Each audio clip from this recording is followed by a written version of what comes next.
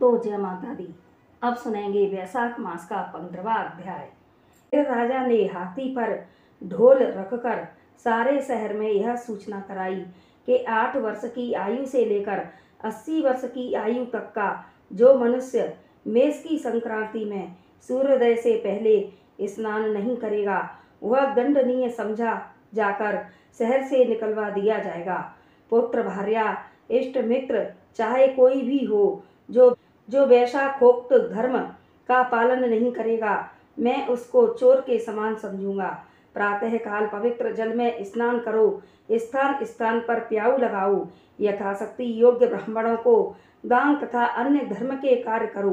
प्रत्येक गांव में एक एक उपदेश करने वाला विद्वान ब्राह्मण नियुक्त कर दिया तथा 5 गांवों पर एक अधिकारी। इसी प्रकार धर्महीनों को दंड देने के लिए 10-10 सवार नियत कर दिए। इस प्रकार चक्रवर्ती राजा के शासन में यह धर्म वृक्ष सारे देश में विस्तार पूर्वक फैल गया। इस राज्य में जो पापी मर जाते थे वे भी वैकुंठ को प्राप्त होते थे।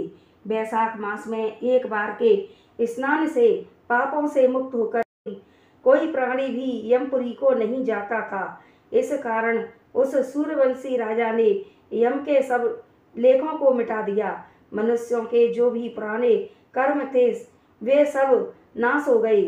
बेचारे चित्रगुप्त के लिए लिखने को कुछ भी न रहा तथा सब नरक भी खाली हो गई। तब एक समय नारद जी धर्मराज के पास जाकर कहने लगे कि राजन, नरक में पहले जैसे हाहाकार शब्द नहीं सुने जाते हैं।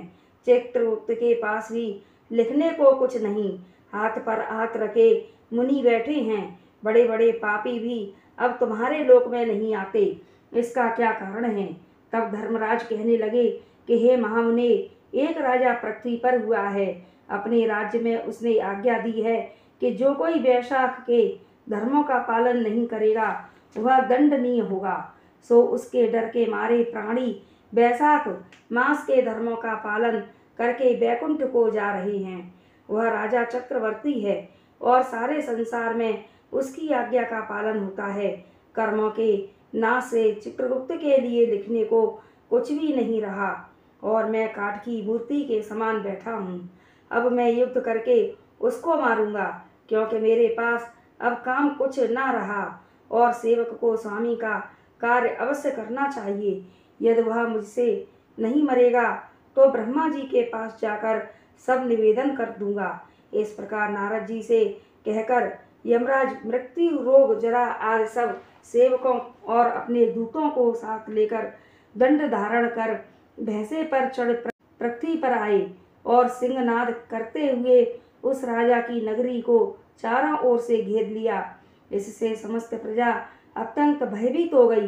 राजा भी यह सुनकर कि यम ने पुरी को घेर लिया है, अपनी सेना को सजाकर नगर के बाहर आया। फिर दोनों में ऐसा घोर युद्ध हुआ कि रोमांच खड़े हो गए।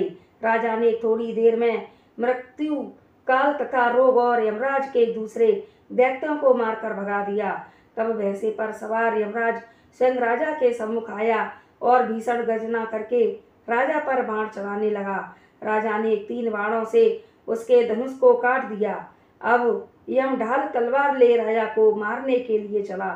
तब राजा ने उसकी ढाल तलवार भी काट दी और काले सर्प की फुंकार मारता हुआ क्रोधित होकर एक बाण यम के मस्तक पर मारा। तब यमराज ने क्रोधित हो अपना दंड उठाया और ब्रह्म शस्त्र से अभिमंत्रित कर राजा पर छोड़ दिया। उस समय बड़ा हाहाकार मच गया।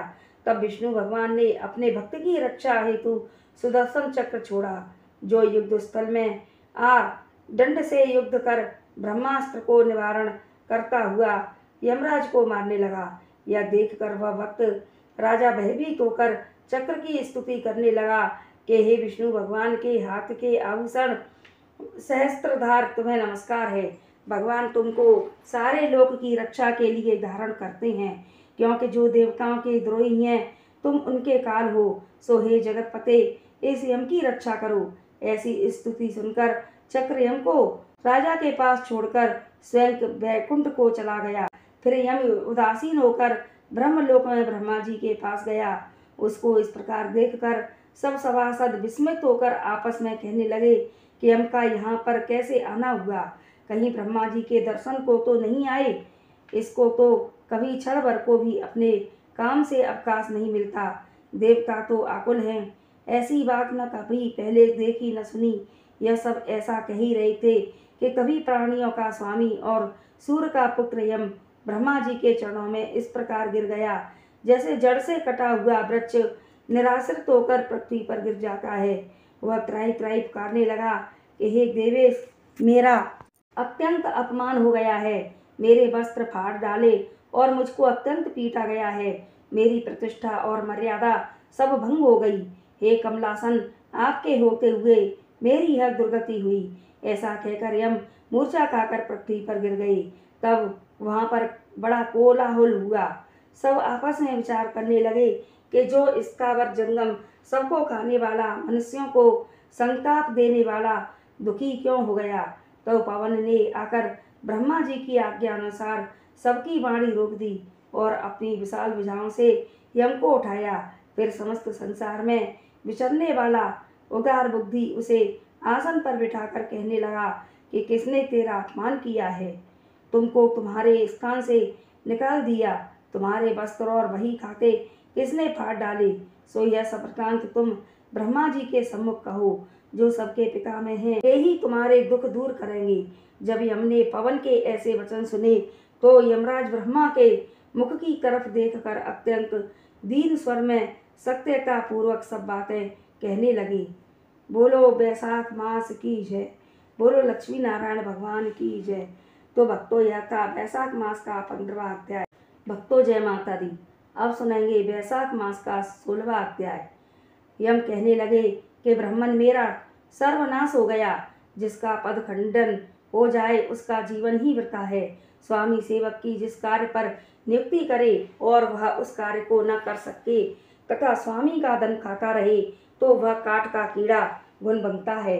अब मैं आपका कार्य नहीं कर सकता, क्योंकि राजा कीर्तिमान ने यह सब कर्म नष्ट कर दिया है। इस मास के भय से समुद्र तक सब प्रजा बैसाख मास के कर्तव्य धर्म का पालन करती है और अन्य धर्म के कार्य, पितरों का श्राद्ध, अग्निष्टोम, होमादि यज्ञ, तीर्थ यात्रा तथा विविध दूसरे शुभ कार्य छोड़ दिए हैं। योग, सांख्य, प्राणायाम करना, होम, स्वाध्याय सब कुछ छोड़कर पाप करके भी बैसाख मास में किए धर्मों के प्रभाव से वैकुंठ को चले जाते हैं। जो कोई शुभ कर्म करता है वही इसका सुख फल भोगता है, परंतु बैसाख धर्म से उनके सिवाय तीनों कुलों की अर्थात 26 पीढ़ी तक का वैकुंठ वास हो जाता है, जो गति देवताओं को यज्ञ आदि करने से भी नहीं मिलती। अनेकों तीर्थों की यात्रा, यज्ञ, दान, तप, व्रत, प्रयाग में मरने, रण में मरने या काशी में मरने से नहीं मिलती, वह बैसाख धर्म से सहजी में मिल जाती है। ऐसा प्रतीत होता है कि वैकुंठ का कोई परमाण नहीं, जो इतने मनुष्यों से भी नहीं भरता। अब मेरा कार्य न रहने से मैं राजा को अपना शत्रु मानता हूँ, क्योंकि राजा की आज्ञा से सभी मनुष्य बैसाख धर्म का पालन करते हैं। तो भक्तों, यह था बैसाख मास का 16वां अध्याय। आप सभी को पसंद आए तो हमारे चैनल को लाइक, शेयर और सब्सक्राइब करें। जय माता दी।